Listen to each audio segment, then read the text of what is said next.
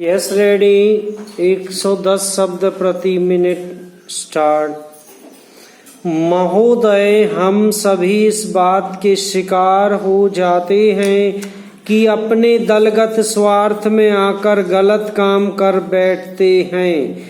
कभी भाषा और कभी किसी प्रदेश के स्वार्थ में ऐसे प्रश्न उठते हैं जो हमारे राष्ट्र की एकता को कमजोर करते हैं। पैरा।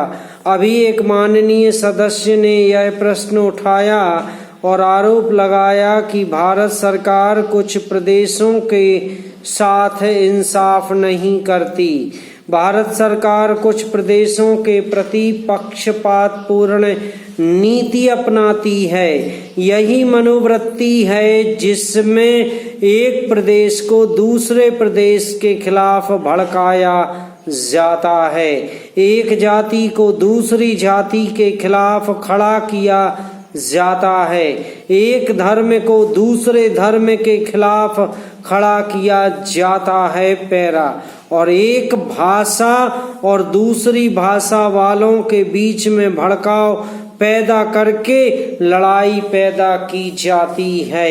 यही मनोवृत्ति है जिसको हमारे विरोधी दल के बहुत से लोग भड़का कर पैदा करते हैं। उनकी अपनी गलत नीतियों के कारण विशाल दृष्टिकोण नहीं होता है और वे ऐसे प्रश्नों को उभार कर अपना स्वार्थ सिद्ध करते हैं। जाहिर है कि ऐसे तमाम प्रश्नों का नतीजा हमेशा बुरा होता है। इसलिए मैं सभी राजनीतिक पार्टियों के नेताओं से अपील करना चाहूँगा कि जो प्रश्न हमारे देश के सामने हैं और जिन पर हम सबको चिंता हो रही है तथा जिसका हल निकालने की हम कोशिश करते हैं, उन तमाम प्रश्नों के ऊपर हम ठंडे दिल से विचार करें। पैरा। श्री वाजपेयी ने एक अच्छी बात कही।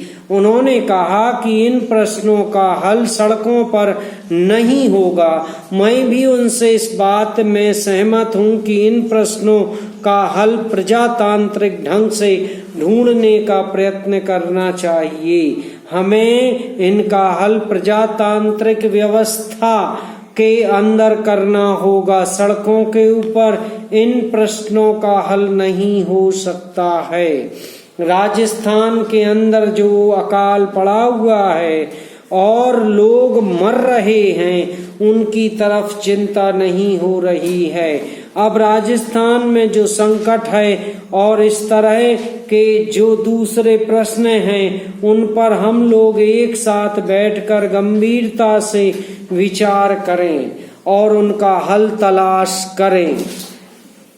खाली इस तरह से आरोप लगाने से और उपदेश देने से काम नहीं चलेगा। इस देश के अंदर बंगाल में बाढ़ से जनता पीड़ित हो रही थी और उसको अनाज, कपड़ा और जीवन की रोजमर्रा की आवश्यक सामग्री भेजने की कोशिश हो रही थी। पैरा।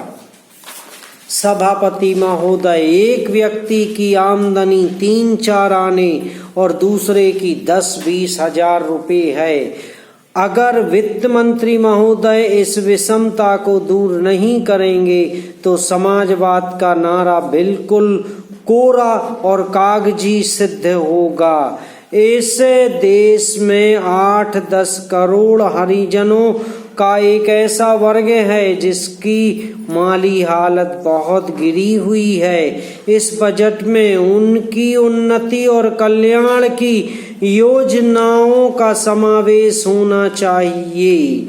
वित्त मंत्री ने 150 करोड़ रुपए के जो कर लगाए हैं, उनसे देश के आम आदमियों की हालत खराब हो गई है। मुझे इस बात की बड़ी प्रसन्नता है कि योजना के अंतर्गत देश में विकास कार्य हो रहा है और अब हम इस दिशा में जो कुछ कर पाए हैं वह प्रशंसनीय है। लेकिन मुझे दुख के साथ कहना पड़ रहा है कि जहां कृषि के क्षेत्र में उत्पादन बढ़ रहा है, उद्योग के क्षेत्र में उत्पादन बढ़ रहा है, देश की संपत्ति बढ़ रही है, हर आदमी की औसत आय भी बढ़ रही है, फिर भी हमारे यहाँ की पुरानी गरीबी बिल्कुल नहीं हटी है। समाप्त।